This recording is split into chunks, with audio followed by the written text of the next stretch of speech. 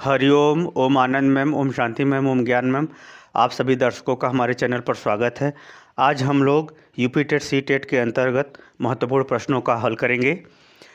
पहला प्रश्न है, पर्यावरण प्रतिफल है, यानी पर्यावरण किसका परिणाम है, यानी पर्यावरण किन किन तत्वों से बना हुआ है। उसमें ऑप्शन दिया है, जैविक तत्व, पर्यावरण में जीव जंतु पाए जाते हैं, हाँ। अजैविक तत्व, निर्जीव तत्व पाए जाते हैं, हाँ। भौतिक तत्व, हाँ, भौतिक तत्व भी पाए जाते हैं, यानी जिसको हम स्पर्श कर सकते हैं, जिसको महसूस कर सकते हैं, जिसको हम देख सकते हैं, वो भौतिक तत्व, यानी भौतिक तत्व भी शामिल है। तो सभी, हाँ, इस ऑप्शन में क्या होगा, सभी शामिल है। पर्यावरण में सभी तत्व शामिल होते हैं। दूसरा क्वेश्चन है, पारिस्थितिकीय तंत्र का उदाहरण है। यह हमको समझना है, पारिस्थितिकी तंत्र, तंत्र का मतलब होता है ताना बाना।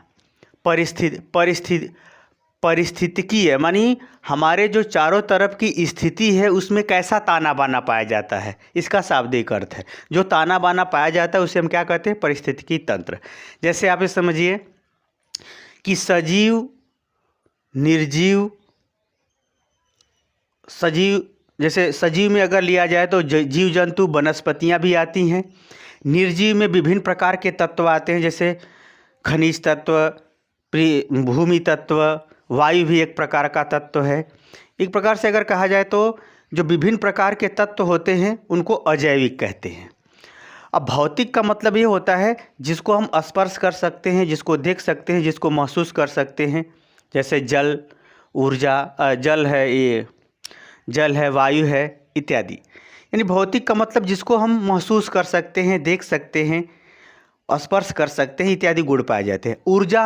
ऊर्जा का यहाँ तात्पर्य है कि जो सूर्य भगवान द्वारा ऊर्जा दी जाती है, तो ऊर्जा धीरे धीरे अधिक ऊर्जा से कम ऊर्जा की ओर ऊर्जा चलती रहती है।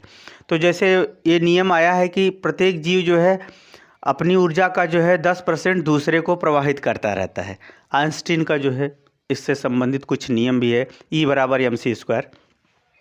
तो हमारे कहने का मतलब ये है, इनमें जो है परस्पर अंतः क्रिया होती है। इसमें क्या होती है, जैविक, अजैविक, भौतिक और ऊर्जा के बीच में परस्पर अंतः क्रिया होती है, यानी एक दूसरे के काम आते हैं।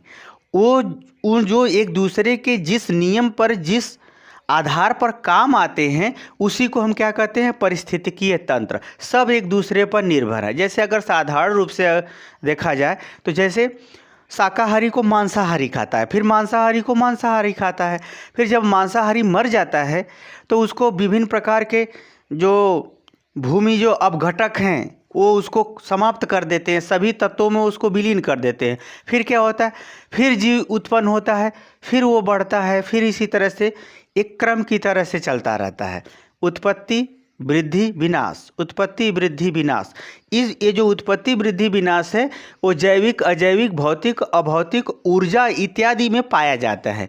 यह सभी जो है परिस्थितियां पर्यावरण में घटित होती है। इसको इसीलिए संयुक्त रूप से पारिस्थितिकी तंत्र कहा जाता है। इसी को क्या कहा जाता है, संयुक्त रूप से पारिस्थितिकी तंत्र कहा जाता है। तो पारिस्थितिकी तंत्र का उदाहरण है, क्या वायु, सिर्फ वायु जो है पारिस्थितिकी तंत्र का निर्माण कर सकता है, यानी उत्पादन, उपभोग, विनाश, ये प्रक्रिया, फिर उत्पत्ति, इसमें संभव है पूरी? नहीं।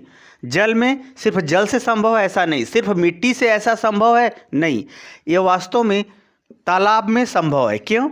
कि तालाब में जीव जंतु भी पाए जाते हैं, वनस्पतियाँ भी पाई जाती हैं, उसमें जीवन भी उत्पन्न होता है, उसका विकास भी होता है, उसमें विनाश भी होता है, उसमें ऊर्जा भी आती है, यानी शाकाहारी, मांसाहारी दोनों जीवों को जीवन के लिए ऊर्जा भी मिलती है।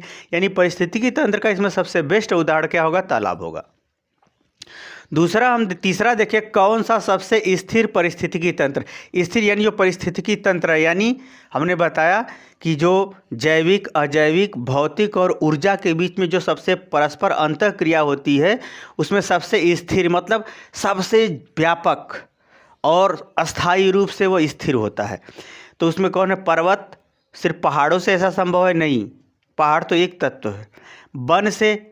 वन की जो आयु अधिक नहीं होती, या ये कहिए कि पर्वत का भी अपना आयु होती है, लेकिन वन का जो है, वन से भी पूरी तरह से पारिस्थितिकी तंत्र तो मानता हूँ कि उसमें होता है, लेकिन स्थिर की यहाँ बात की है। स्थिर का मतलब एक व्यवस्थित रूप से, संतुलित रूप से लंबे समय तक किसमें पारिस्थितिकी तंत्र देखा जाता है? रेगिस्तान।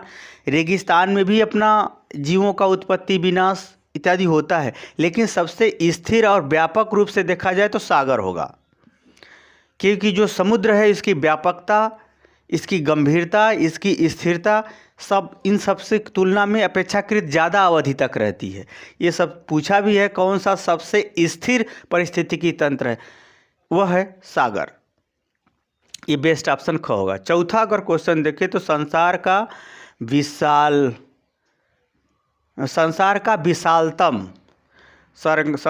विशालतम पारिस्थितिकी तंत्र क्या होगा? संसार का विशालतम पारिस्थितिकी तंत्र महासागर, घास स्थल, वन, नदियाँ। नदियाँ यहाँ भी पारिस्थितिकी तंत्र पाया जाता है, वनों में भी उत्पादक उपभोक्ता ये सभी पाए जाते हैं। घास के मैदान में भी देखा जाता है, लेकिन ये सबसे पूछा सबसे विशाल, तो पृथ्वी पर लगभग पूरे जो भौगोलिक परिस्थिति उसमें 66% के लगभग में तो महासागर का ही विस्तार है, इसलिए विशालतम पूछा है। तो इसका भी आंसर क्या होगा? क, महासागर होगा। पांचवा क्वेश्चन है, प्राथमिक कक्षा में अध्यापक को देना चाहिए, क्या देना चाहिए? उदाहरण देना चाहिए। हाँ, देना चाहिए। गैर उदाहरण देना चाहिए, मतलब उदाहरण से बिना उदाहरण के भी पढ़ाना चाहिए, किसी बात को बताना चाहिए, ये भी चलेगा। सी, ए बी दोनों, डी न ए न बी। इसमें जो है यानी अध्यापक को प्राथमिक कक्षा में पढ़ाने के लिए बालकों को उदाहरण भी देना चाहिए और बिना उदाहरण का भी पढ़ाना चाहिए। इसलिए ऑप्शन इसका सी सही होगा। छठा देखते हैं, मध्य बचपन की अवधि है।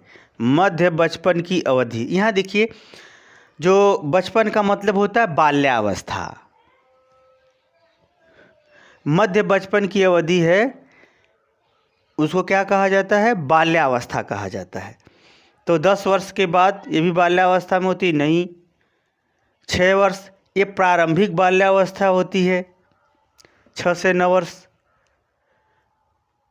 और इसने पूछा है मध्य बचपन की अवधि, जन्म से 6 वर्ष ये तो शैशवावस्था में आ जाएगा, ये भी नहीं होगा।